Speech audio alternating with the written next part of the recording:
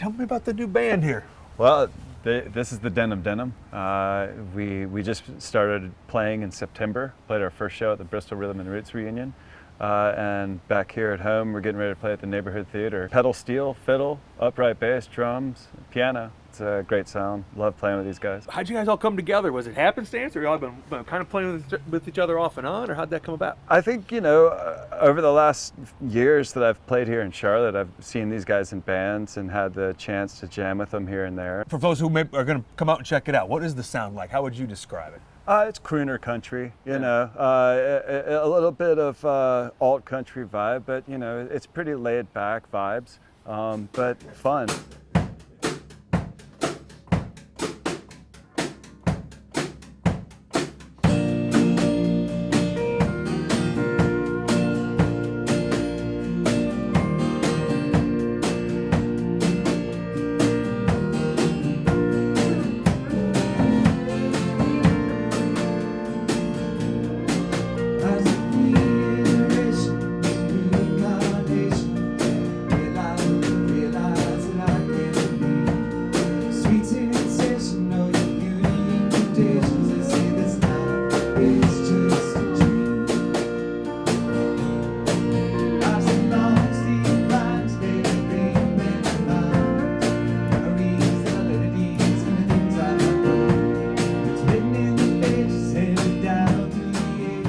Music always fun when you play it? I mean, it seems like you guys are having a real good time together. It should be. I'll tell you that. And if you're not having fun, you should really take a look at what you're doing. So, surround yourself with good people. It's hard not to have a good time. How does that work when you guys, you're watching other acts, you see other people playing, you think, I'd like to play with that guy. You meet in the back alley and you make dirty deals, you're like, you should quit that band. No, I mean, it really is. We have a great scene here in Charlotte, and I've been doing tribute shows at the Neighborhood Theater for about 7 years now, and all of these guys have been parts of those tribute shows where we raise money for the Levine Children's Hospital. I know giving back is obviously a huge part of who you are. How did that happen? Well, sitting on the sidelines watching things happen, feeling helpless, I decided to get to work one day, and it started with doing one concert, donating all the money to the Children's Hospital, and we had so much fun doing that we just kept doing it.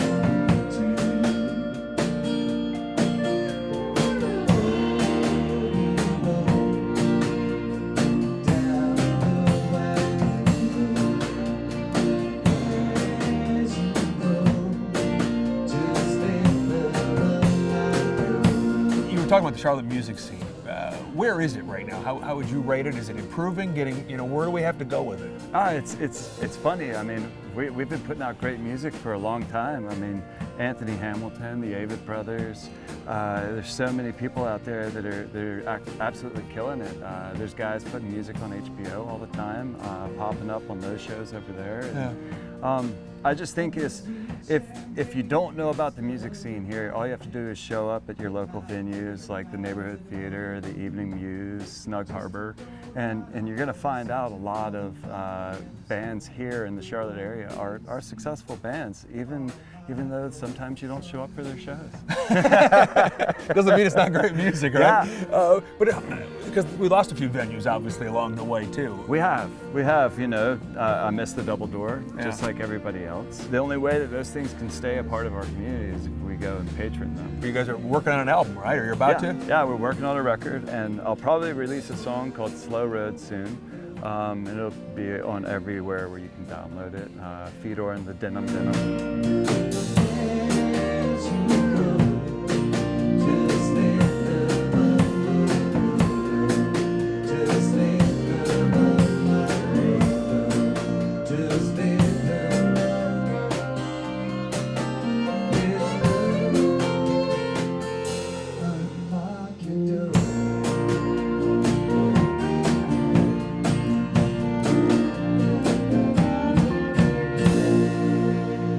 Song you played for us here.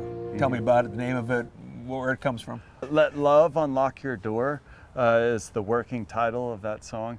And I tried to write like a really like angry song after a breakup, and that was the best thing I could come up with. Obviously, a terrific guitar player, but a terrific voice. Oh, thanks. Where did that come from? Was that from mom, from dad? That came from a lack of not having someone that wanted to sing in my high school band. I ended up, like singing and writing songs is probably just as important, if not more important than guitar at this point. That's funny. Because a lot of people want to always say, oh, it's some sort of God-given thing, right? You have a natural talent for it. But I also talked to other artists and musicians, and along the way said, yeah, but it's more than that. It's a lot of hard work that goes into it too, right? Yeah. So like, I'm, a music teacher, and so like, all my kids are like, God, you just make it so easy. Like, like it's not fair. And I'm like, no, I've been playing for 14 years. And I have like worked so hard to get to this point, and so it's definitely, some people have an easier go at it, but like it takes just as much work on either side. You're a dreamer's dream, you're some God's scheme. You were hard to hold it like a lightning bolt. Your beauty was a sun I hadn't felt in days. Tell me about the style or the sound that you want to have. What are you looking for? That's the question, isn't it? That's kind of the never-ending question that like all songwriters are kind of battling with every day. I feel like North Carolina in itself and has a certain sound that like kind of just like emanates from it. Like there's so many bands nowadays that have these like country roots, but like like folk influenced, rock influenced, bluegrass influenced. It's just like North Carolina is so diverse musically. I was just a farmer's hand, put my back in the land. Born in poor man's clothes off the Carolina coast. There ain't no apple in my hand, no roots where I stand. I ain't no king of the sky, don't even got much land. Tell me the things that I can't see. I sell my way of falling for me. I ain't no bird in your tree. Does that make it exciting though, that you're not gonna have to be pigeonholed into one thing? Definitely. You can have a country sounding song, but you can also have these weird synths and all these weird, like, it's a really exciting time to make music. It's never been easy.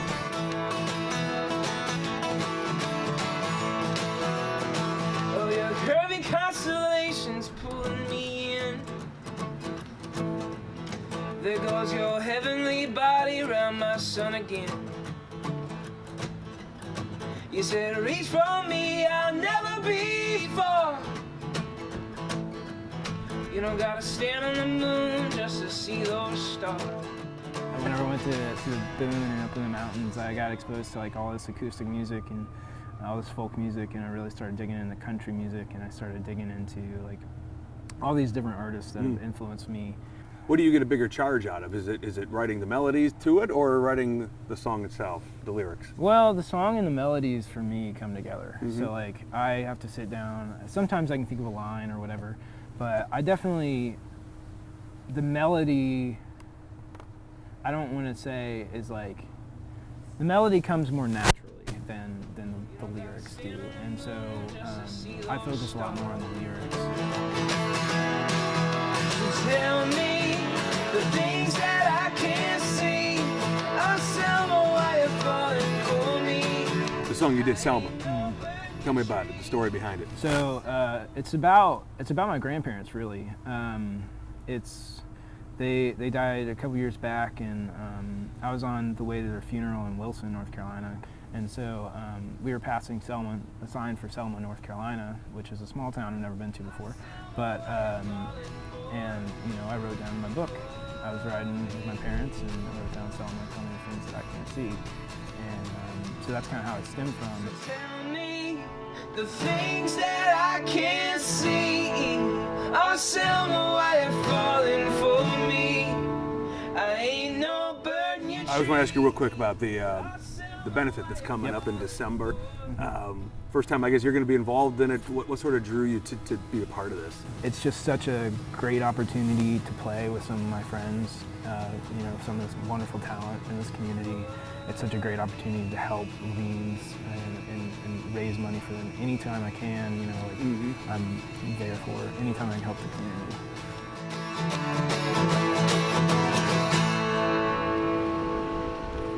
Elevator J. Where'd that come from? Outkast put out a song a long time ago called Elevators. And so the song really just, I related to it so much, I was like, man, you know what? My life is all about ups and downs. So he was like, you might as well just call yourself Elevator J. West Charlotte grad, from this town. How does that inspire your music still? It's my duty to fly the flag. So where I came up at and where I'm from and the school I went to, the people I grew up around, like, that's what motivated me to keep doing my thing. Tell me about your story. What is the part of your story that you think should be told and that you want to get out? I was always a kid growing up who tried different things and wanted to be different people, but at the end of the day, like, I knew, and my parents would always tell me, and people I grew up always let me know, like, it's cool to be yourself. At 12 years old, that's when I first really took a stab at it. But before that, I was always like put on to music by family members and people who I grew up around, and I was just like, I got to do that. Like, I need to do that too. So that's what made me want to, get in my room and get on the computer and, try different stuff and try to make beats and all that stuff. So like Crisscross and just a lot of R&B, a lot of 90s hip hop and R&B, like, that turned me on to what I do today.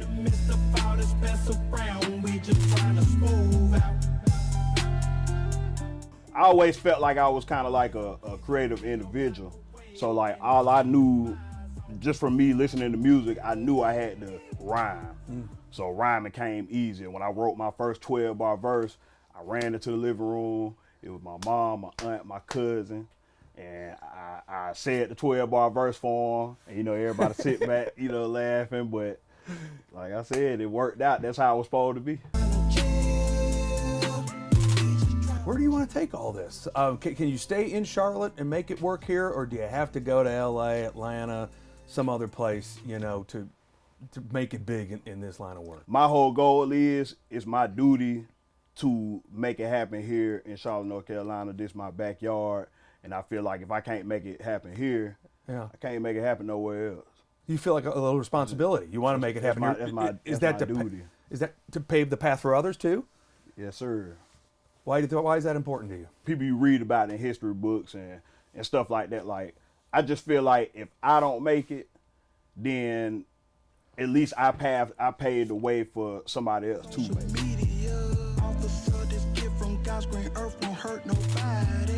Southern rap, for those, how do you define that? What do you see it, and how is it different from what you'll hear in other parts of the country?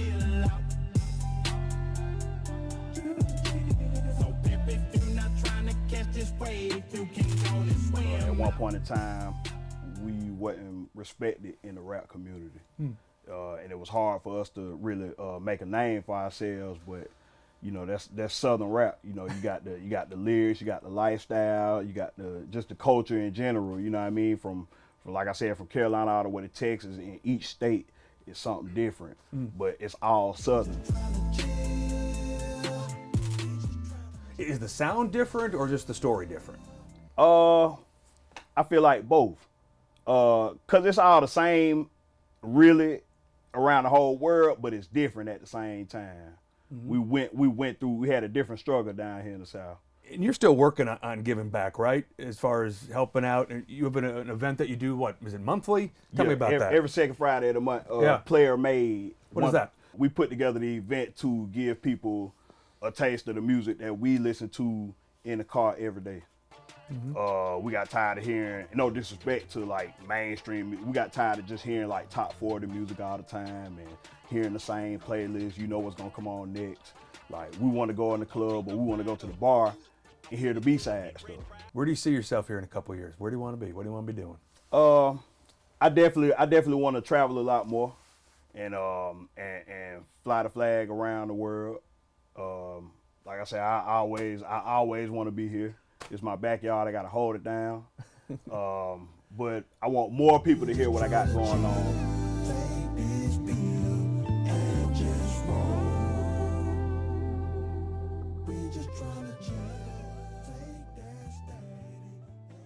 Rest your feelings, baby. I've got so much to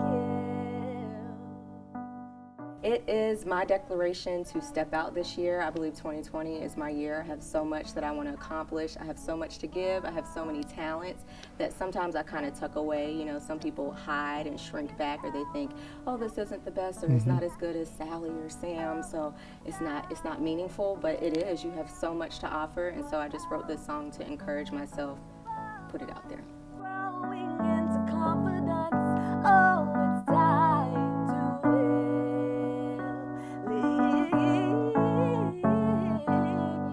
I was raised by a single mother. We had different bouts of homelessness and just different demographics, low income family, and so I really wanted to have security and not, you know, go through the same things, you know, with my future children.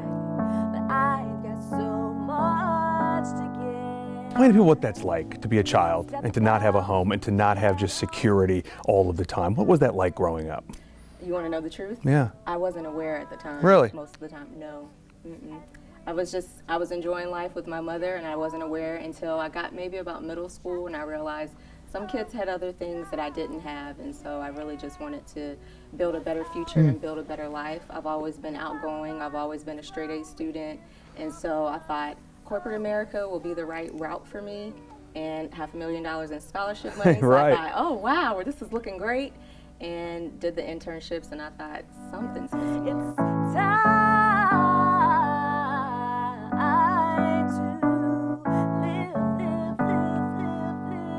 It sounds like mom's probably a hero in your life, huh? Absolutely. Tell me about her and her impact on your life. She taught me to always just go for it. That's the main thing she says. The worst they could say is no. So you were going to do sort of the career path kind of a thing, right? And what made you change your mind? I got $500,000 in scholarship funding, so I was supposed to go off and be this finance major. As you can hear, I did not stick with that. I did 6 internships on Capitol Hill, and I was bored out of my mind.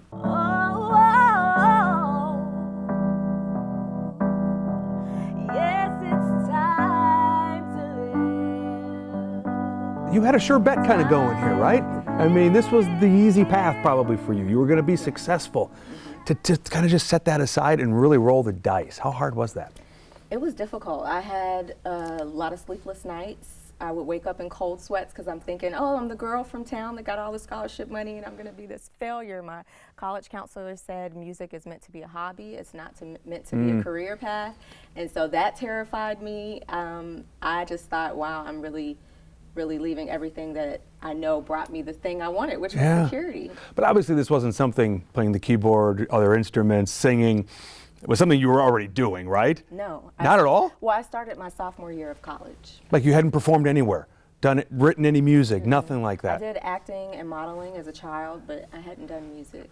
So by the time I got to my senior year of college, I had about a year and a half, 2 years of, you know, I got bit by the music bug. Yeah. And I thought, oh, this is what I want to do. I got my first gig in Washington, D.C. 2 months after I started learning to play guitar.